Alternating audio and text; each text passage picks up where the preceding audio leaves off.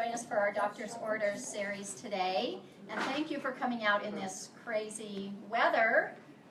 Hopefully we get spring, a nice spring this year, because we deserve it, don't you think? Well, it is such a pleasure to have you with us, and it's a real pleasure to introduce today's presenter.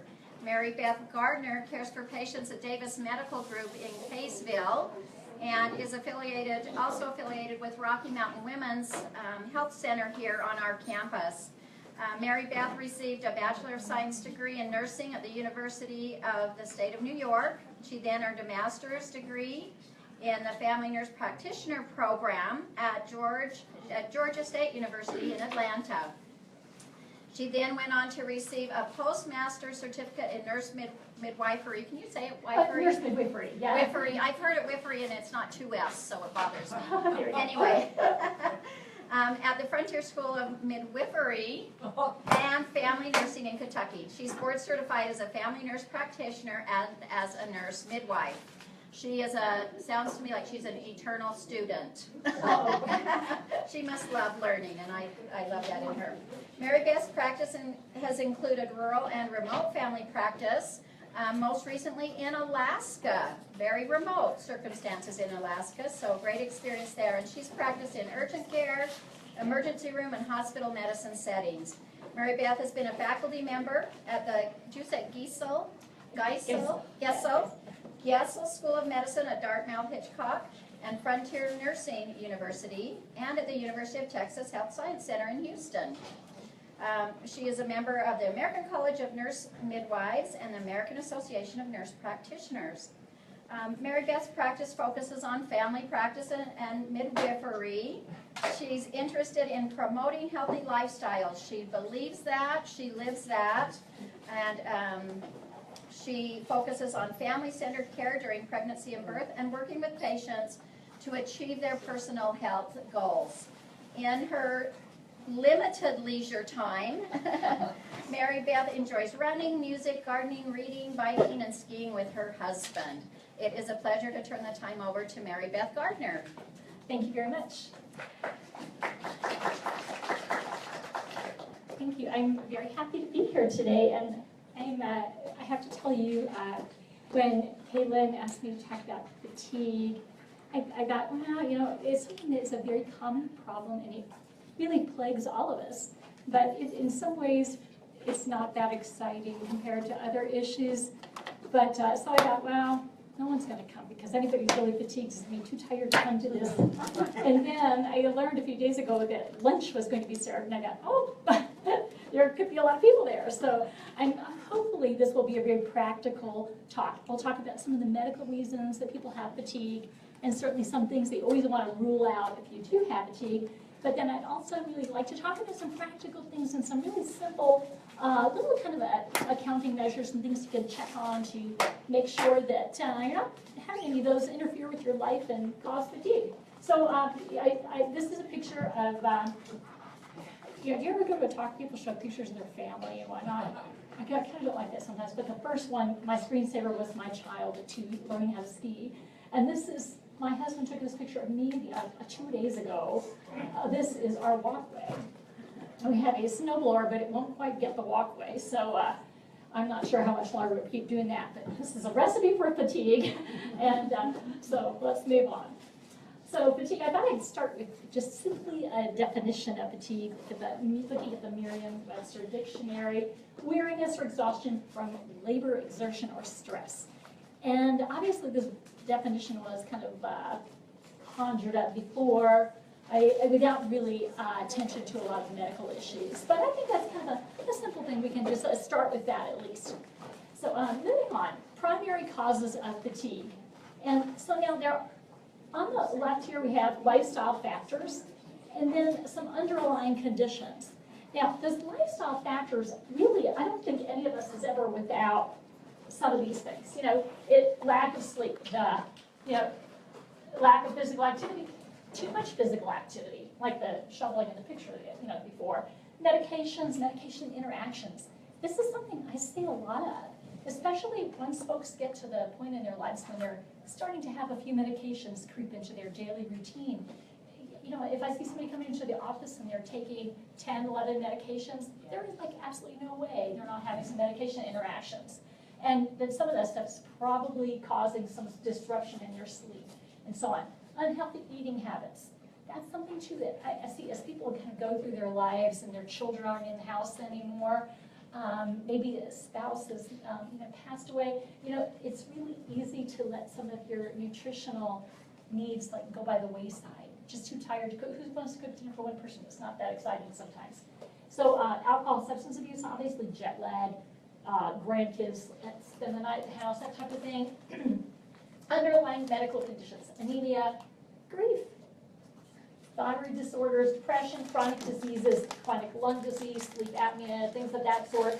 Obviously, those things are going to throw a wrench into your ability to relax and really get some decent sleep and recover from the day. So medical, I thought we just talked briefly about sort of the medical causes of fatigue, just to kind of like get them out of the way. Anemia, this is one that people think of. Why would you have anemia? So your red blood cells carry oxygen around your body. Your red blood cells deliver oxygen to every cell in your body. So if you're low on red blood cells, your heart's going to have to work faster, pump more to deliver what you have on hand around your whole body, and that is fatiguing.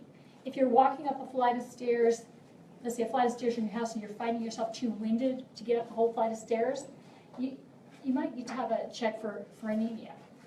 As people go through their lives, some anemia will kind of creep in with age. So supposedly after 65, but I think you really see it more, in the 80s or 90s. Sometimes when folks are that age, they're just going to probably have a baseline level of anemia. If it's a little mild anemia, it doesn't really need to be worked up, but it's fairly common. So who is at risk for anemia? Who has a diet lacking in B12, iron, and folate? Just kind of, or certainly B12 and iron.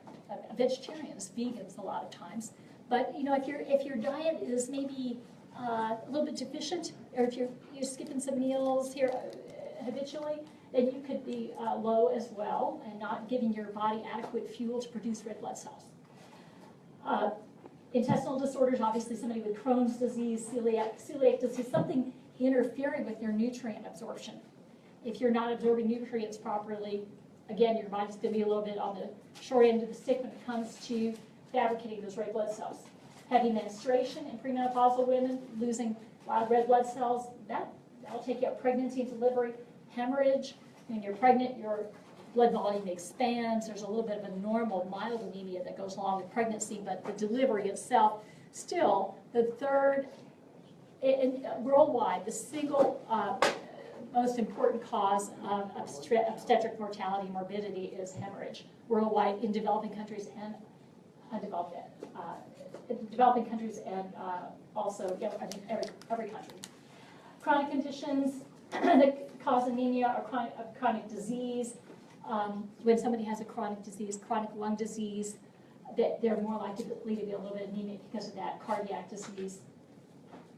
Family history of inherited diseases, inherited anemia, sickle cell, for example.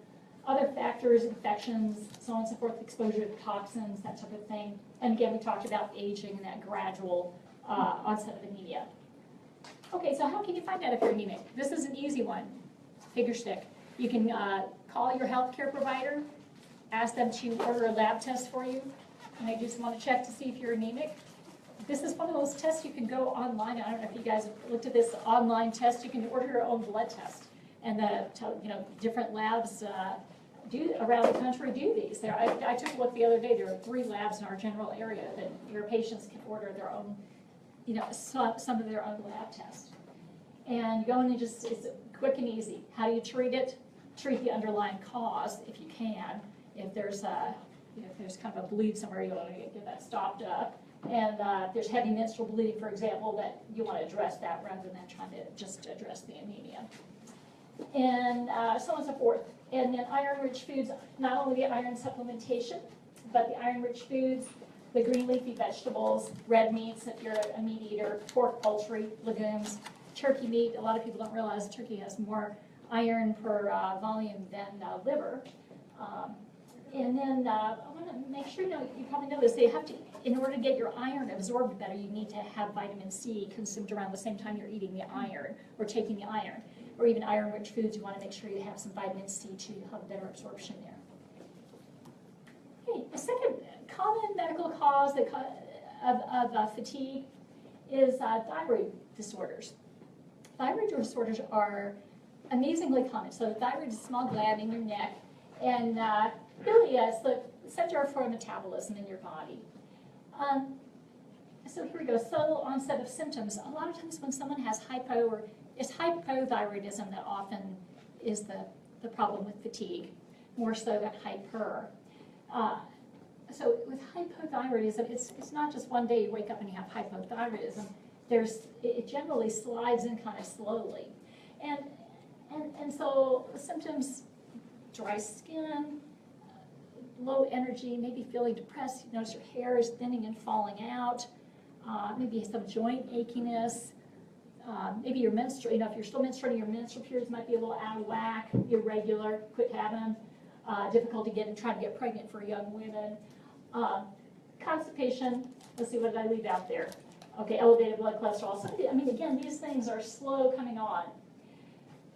So, yeah, I was like going over this, and I thought, she was, really and truly living in a cold place and shoveling snow regularly. I looked at the symptoms. They're all rather similar to hypothyroidism.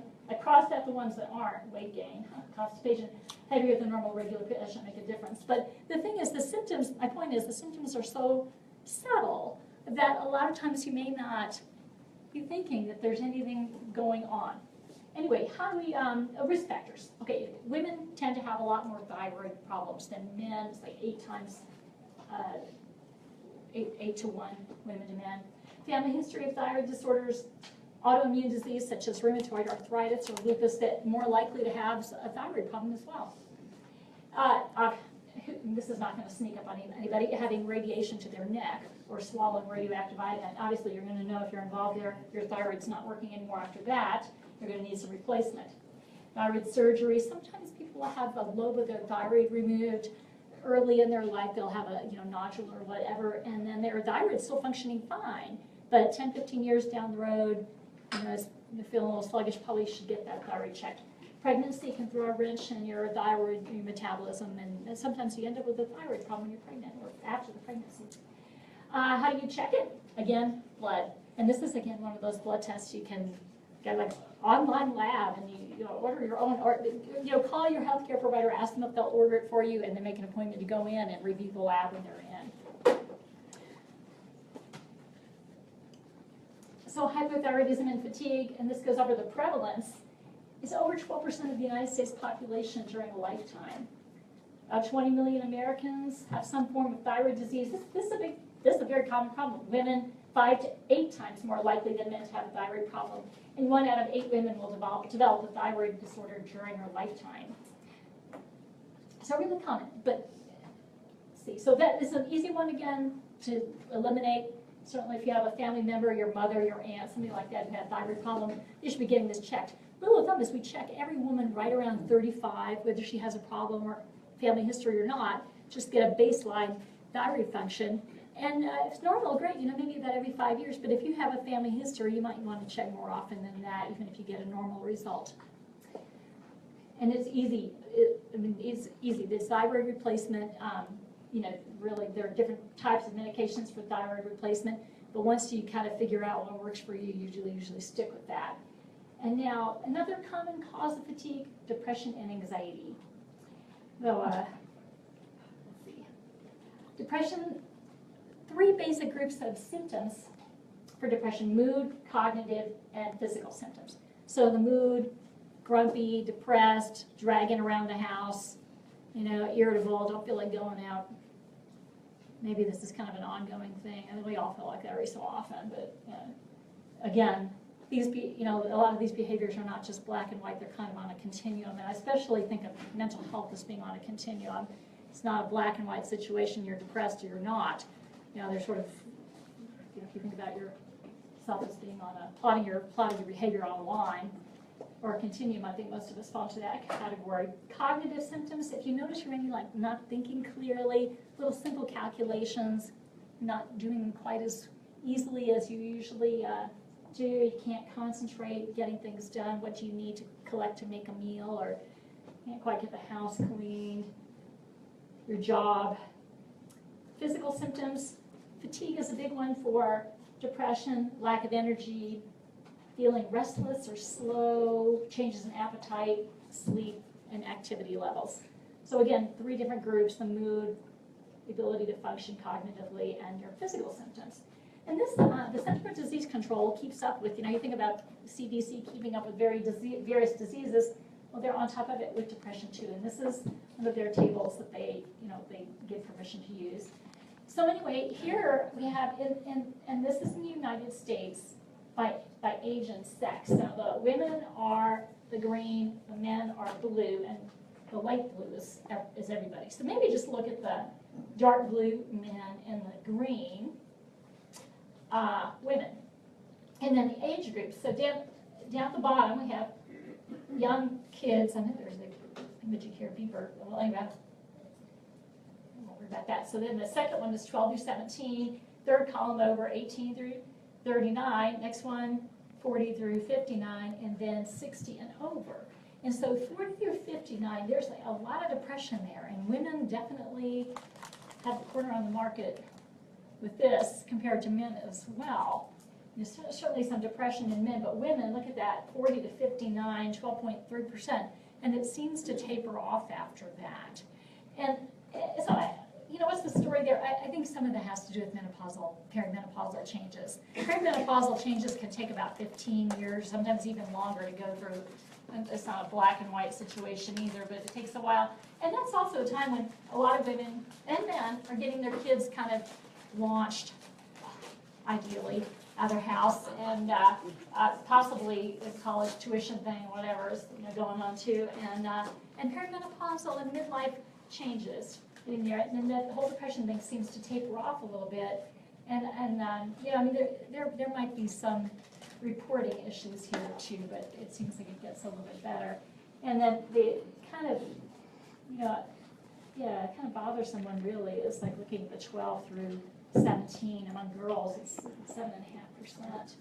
So, and then this slide talks about how are people functioning. So are their symptoms such that they're having difficulty with their home, work, social activities due to their symptoms by severity? And there are little scales, and if anyone's ever filled out one of these in their provider's office, that various different questions you answer about depression, and it kind of gives you an idea about whether you're just a little depressed, kind of moderately depressed, or severely depressed.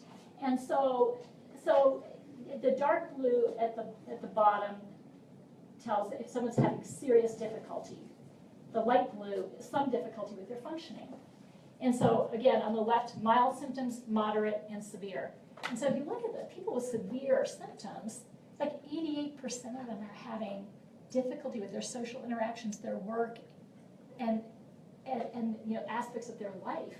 And then people with moderate depression, which frankly, in the office, we don't usually see people with mild depression unless they're already being treated. But if somebody comes in with, usually by the time people come in, they've already they've tried some various different things, and they're really kind of a little bit behind the 8 ball when they come in, and they're there to see about it anyway. And so like almost 75% having difficulty with their home, and work, and their social interactions. So they're really important parts of their life as far as coping and support. They're possibly burning out some of those relationships.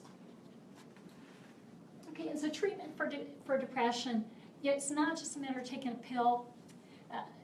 Is strongly recommended by the, I don't think I referenced this, by the Mental Health Association of America, that treatment is not only medication but also therapy, it's counseling.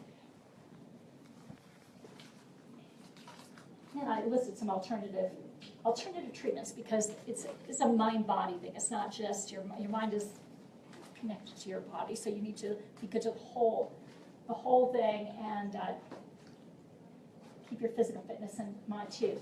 This is kind of interesting. Percentage of those 12 and older who contacted a mental health care provider in the last 12 months, thinking back about the recommendations, counseling and medication, most people don't even want to go. And this is kind of interesting. The Hispanic is the second column from the left, non-Hispanic black, third column over, and non-Hispanic white. This tells who is contacting mental health care providers. The dark blue, severe symptoms, severe depression symptoms. The light blue, moderate depression symptoms. And again, the green, mild. This blows my mind. The gray, no symptoms. Okay, so people with no symptoms, okay, so presumably they're being treated. Now they don't have any symptoms of depression and they're still going to their counselor. So it's maybe maintenance therapy.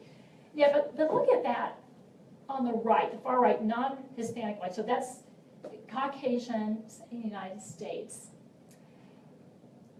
37%. I mean, look at the ones who are not going to the, I mean, well over half are not seeing a mental health care provider.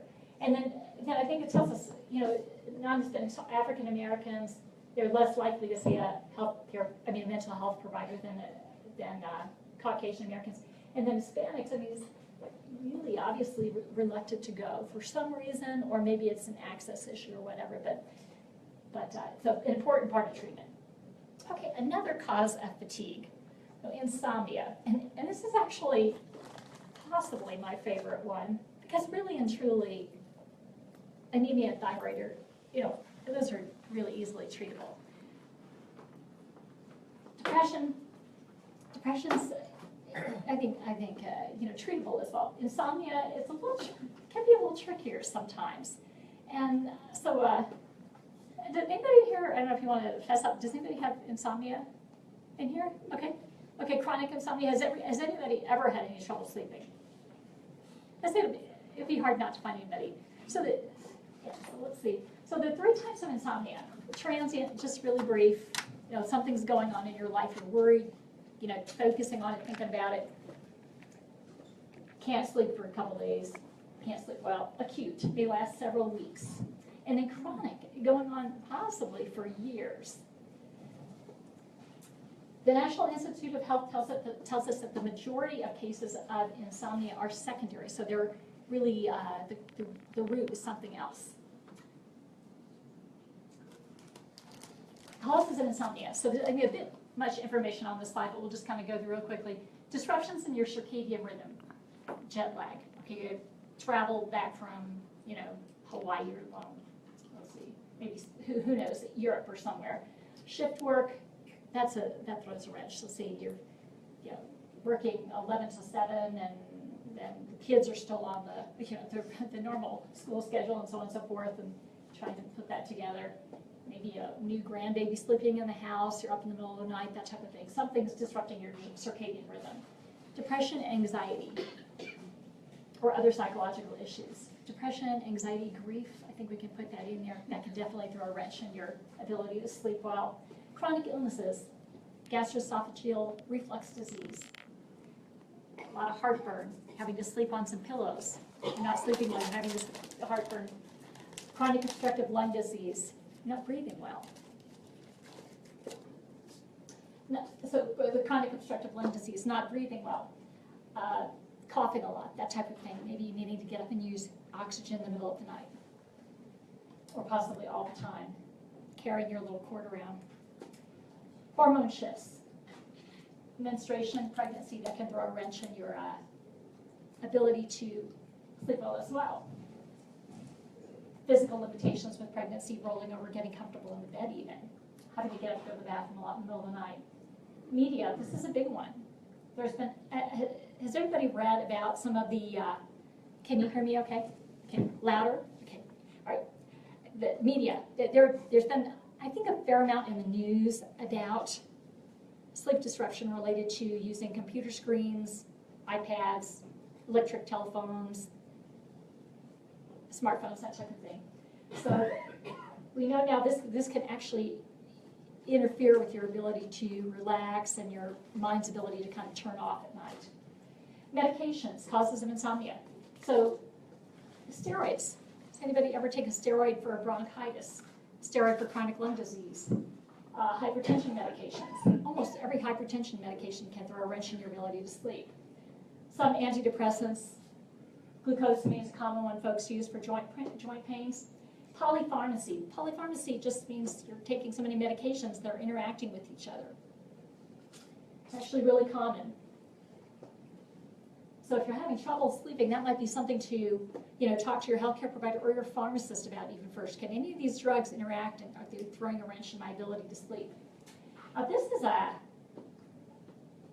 diagram from Statista. It talks about the way they did this study is they took a lot of people who were sleeping different numbers of hours, and then they asked them, how many days of the week do you actually feel tired? And it turns out people who are sleeping 7 to 8 hours per night are feeling tired 4 or more days a week, 27% of the time, which is like actually, kind of, if you're sleeping that much, how come you're that tired? Well, there are different lifestyle factors and whatnot. Now, if you're getting less sleep, 6 hours of sleep a night, it turns out you're feeling tired over half the week, most of the time. So, and this is basically kind of an interesting graph. It just talks about the average cost of insomnia from days missed from work, accidents, in the United States and Japan. So it looks like in the United States we're missing a lot of sleep. So when it comes to thinking about fatigue, and so we won't talk about any of the medical causes anymore, because I think a lot of the things that can be done to address fatigue really are kind of common sense things a lot. Now, I always like to go back to basic needs. So really there are 5 basic needs: water, shelter, sleep, food. Should I leave out air? I mean, air is considered a given. So, clothing. So I think clothing and shelter could perhaps, go together. But so if you think about your basic needs, if you start taking away any of these basic needs, pretty quickly we don't do that well. Without water, pretty much no one's going to do really well after about a day. Without shelter, most of us would not do that well rather quickly, especially, given it's not that cold outside, but you get wet really fast and so on and so forth. Food, we can actually go without food a little longer. Some of us longer than others, but we can. We can go for a while without food. But sleep is one of those things. It actually, a couple, 3 days into it, things are really falling apart at the seams. But they're all really related because, if you're thirsty, if you're really thirsty or really hungry, that actually is going to affect your ability to sleep. If your shelter is inadequate, your clothing are inadequate, you're not going to be able to sleep well either. Oops, go the wrong way. Now, here are some effects of sleep deprivation. And if you look over these, I'll just talk about a few of these here. Impaired cognitive abilities, memory lapses, impaired judgment, hallucinations, tremors. So doesn't this look really a little bit like that slide before that talked about depression? I mean, actually, I don't know if I can easily go back to that, but let me see if I can go back to that real quickly. Yeah, a lot of these kind of overlap, and you start having little cognitive problems and whatnot. But so you cut off somebody's sleep. What happens when you don't sleep? I mean, that's the first thing. Oh, I didn't sleep last night. I'm tired. Probably say I'm tired more so than you would say I'm fatigued. But after going like this for a number of days, if you're not getting that 7 to 8 hours of sleep a night, and it might vary from one person to another a little bit. Some people feel like they can get by with a little less, but really most humans need 7 to 8 hours of sleep a night. They're just kind of hardwired that way. Some people need more. Certainly teenagers seem to, they definitely need a little bit more.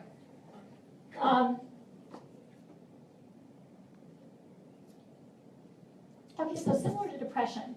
And so what's keeping you from sleeping? Again, if you're feeling fatigued, let's look at the simple stuff first before you think about taking a medication, certainly a sleep medication. So what's keeping you from sleeping? Now, think about the amount of time we spend with screens, whether it's a television screen or computer screen. Smartphones kind of instantly addictive, and pretty much everything in your life is set up on some sort of computer screen nowadays. I mean, there's something in every part of your life, whether it's your car or your alarm clock. A lot of us are using our telephones as our alarm clocks. So we have a lot of hours like this. Mobile phone use for texting, surfing, playing games is particularly correlated with insomnia, more so than some of the others even. So better, the studies have shown it's better to pull out a book, a magazine, something actually on paper and read that, not even on your iPad. I have to download books on my iPad. Save those for when you're traveling or during the daytime. It's better to actually pull out a regular book as far as helping you relax and sleep. So I didn't mention sleep apnea. So in this picture, kind of like this picture, who is not sleeping well here? Obviously the person with the sleep apnea is probably not sleeping that well. There's the spouse is not sleeping well either, and that dog under I can see the dog with his paws over his ears, maybe not sleeping so either. So this whole family is possibly, or this whole group here is not doing real well. So signs of sleep apnea: snoring, gasping, sort of crescendo in snoring, and then all of a sudden a gap, and it sounds like the person's all of a sudden not breathing at all. And then, so pauses, choking and gasping. Daytime sleepiness. People who have sleep apnea don't feel great during the daytime. They're kind of dragging or running around a little bit like zombies. And so then what do you see? Is there a family member or friend? They're irritable and maybe making poor judgments. So there we go, irritability, depression, mood swings. What are some signs? How do you know? You might wake up with a dry mouth, sore throat upon awakening. And then just as an aside, because if you have sleep apnea, you do have increased risk for some heart disease, stroke, blood pressure that's elevated, and so on. Okay, this is actually kind of one of my little favorite pet peeves. So I've been a nurse midwife for about 21 years, and when I was practicing Alaska, one of my patients said, oh yeah, she was always having trouble sleeping, which is kind of a common plague with pregnant women. Anyway, but I come to find out she had 4 dogs in the bed with her, and the conversation in my mind is kind of over. What can we do? That has to be fixed. Her husband was a big, tall guy, and then they had these 4 dogs in the bed in addition to her, and she was in the 3rd trimester of pregnancy, and said, okay, something's going to have to give. So that, this is actually a fairly common issue, whether it's a dog, cat, one. So I have 2 dogs. Do not allow them to sleep in the bed. They sleep in the bedroom, which is pushing it at times, because it seems like regardless of how tired you get them during the daytime, one of them always wants to go out in the middle of the night, and I just want to strangle it. But if your cat or your dog is sleeping in the bed, there's a chance that, this has to be fixed.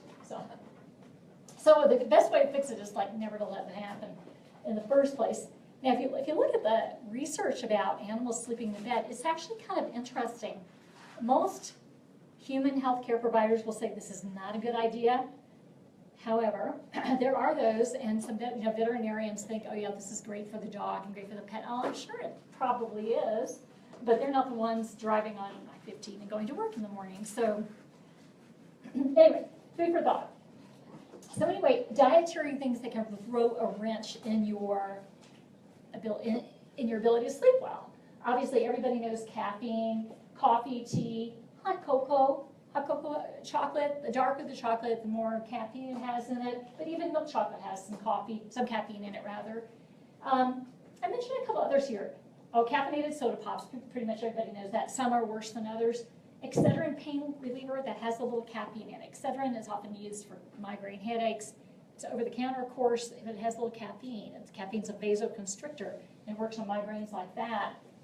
Anacin, that pain reliever also, and Furoset is prescription, but it's a very commonly prescribed medication for migraine headaches. So that can definitely, it has caffeine in it. Jolt gum, which I haven't even seen this in years, but it's still out there evidently. Obviously, these energy drinks have a shocking amount of caffeine in them. Some prescription medications, guarana, which is a health food supplement that a lot of people use when they're bodybuilding and so on and so forth. Just be aware of anything like that. So those things can, so scrutinize what you're taking, supplements and so on. And then a treatment for insomnia. Should we open the door? Yeah, right there. Yes. So treatment for insomnia. There are a lot of medications used to treat insomnia. I kind of like this one. So this one, I don't know if you can see it in the back. It says, use caution before adding essential nervous system depressant, because most sleep medications fall into this category. And then before I prescribe the sleeping pill, I'd like you to try the opera. I actually do like the opera. But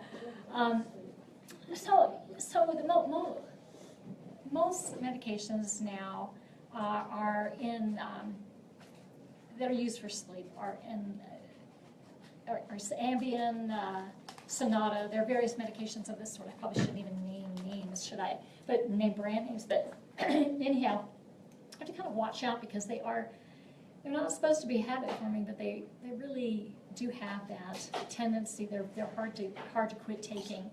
They can actually interact with. It's just a matter of time that it'll interact with any other medications you're taking. I had a patient I had to go to court for who took an Ambien and had a glass of wine. And just a kind of a small woman, I delivered both of her babies, like 115 pounds. And she was having some trouble with her husband, and so she took a sleeping pill, and then I think she might have had the glass of red wine with dinner. And the next thing she woke up in jail. But what happened was she put the kids in the car to go down to the grocery store. And in Alaska, in the summertime, it's like bright all the time. So up in northern Alaska, and she went down to the grocery store, and she somehow got her kids in the car seat. She doesn't remember any of this, and I guess she was swerving. But anyway, my point is that these medications do really interact with a lot of things. Congressman Kennedy, this happened probably 8 or 10, 12 years ago, took an Ambien and drove his car through the gates of the White House. Didn't remember any of it. And anyway, people do weird things when they're on some of these medications. Best to avoid them. Medications of the family of benzodiazepines. The benzodiazepines are in the family of Valium, Librium, clonazepam, Xanax, alprazolam. Those medications are often used for sleep. They are highly addictive medications, that entire family of medications. When they came out, these medications came out, which would have been, I want to say the late 60s, early 70s, they were touted as not being addictive. But in all honesty, they're really addictive. And when someone takes one of those medications, their gold standard is now set because they're going to sleep well, they're going to relax, it's going to work, and they're going to want more. But they're just like narcotic pain medications. With every subsequent dose, there's tolerance and decreased efficacy, but they're very highly addictive. Okay, so back to basic needs in the shelter. So thinking about basic needs, again, related to fatigue. So we talked about the basic need of sleep related to fatigue. So get the stuff out of your life that's causing a problem with your sleep. Get the dogs out, so on and so forth. Now, food. So there are some dietary causes of fatigue. So this is another simple one, but just again, food is a basic need. If it's not taken care of, all the other basic needs are going to fall apart. So have you been eating right? And he says, yeah, I think so, but my wife says I make slurping noises. So let's see, what else? the foods that can contribute to low energy. A lot of simple carbohydrates. So a lot of times when you think about foods that you ingest, you have carbohydrates, proteins, and fats. So carbohydrates are like a fast-burning fuel. It's like if you're starting a fire and you were to make a fire with newspaper, and you light it up, it's nice and hot, but it doesn't last very long. So think about that as your carbohydrates. Starchy foods, starch is a more complex carbohydrate. Again, fast-burning fuel. And so if you don't have adequate protein and quality fats in your diet, then your energy is probably going to be low. Prepared fast foods fall into this category. Pastries, not that you can never have a pastry, that should be saved as a special treat, however. And then, so do a dietary accounting. So are you eating 5 servings of fruits and vegetables every day, staying really well hydrated with water, including some protein with every meal? And so a lot of times when I say protein, people think, meat, but think eggs, hard-boiled eggs, scrambled eggs in the morning, think beans, fish, tofu, soy products if you like that. Nuts and seeds. Is cheese? Cheese is protein and fat kind of mixed together. So yeah, it's a dairy, exactly. So actually cheese is fine. So those things, when you talk about something like cheese, that's a slow burning fuel, if you will. If you have a little cheese in the morning or lunch, you're probably not going to be hungry 2 hours later. That's going to hold you over nicely. So if you're having a high carb breakfast, again, fast burning fuel, it'll pop you up, but drop you down like a rock, so you're not going to finally make it to lunch before you're hungry again. And so you can feel really fatigued and dragging. Same thing with lunch and dinner. Every meal needs to have a nice mix in it, so be really careful about just going too heavily on the starches. And then kind of worry about fast food. You want to avoid a lot of processed foods. So what makes fast food taste good? Sugar and fat, basically. They add sugars and fats to it, and not really quality foods. So if you think about kind of having a whole food diet, try not to change your food too much from the way it comes from the field to the plate. Okay. So I think we got that one there. And how's your diet? Are you getting enough calcium? And I like this one. The caption says you're getting too much dairy. He has the horns. Okay, and then fitness combats fatigue. So a lot of times when folks are fatigued, and say, well, what are you doing during the daytime? Oh, I'm too tired to do anything. And when was the last time you actually got out and went for a walk or got some exercise of any sort?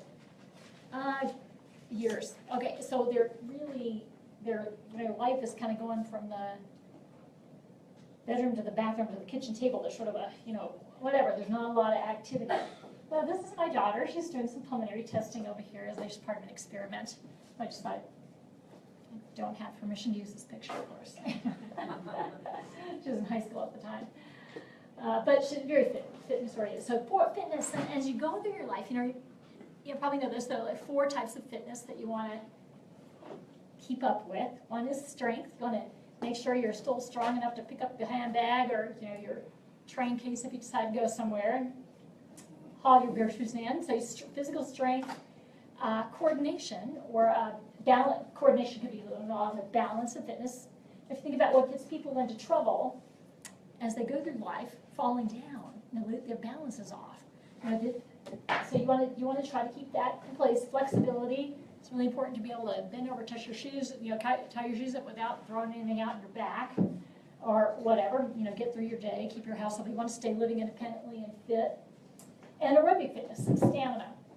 Not that you have to be jogging, but nice brisk walk. You want to be wearing good solid shoes so you don't fall down. And I really like yoga because it kind of gets both. It gets a couple of things there. It gets your flexibility and your balance. The aerobic fitness, you need something like swimming, going for a walk, joggers, any joggers in the room. And then the strength, there's some, frankly, you can do that with yoga too. You can do some of those maneuvers with the weights. So again, try to think about all 4 of those as you're going through your life.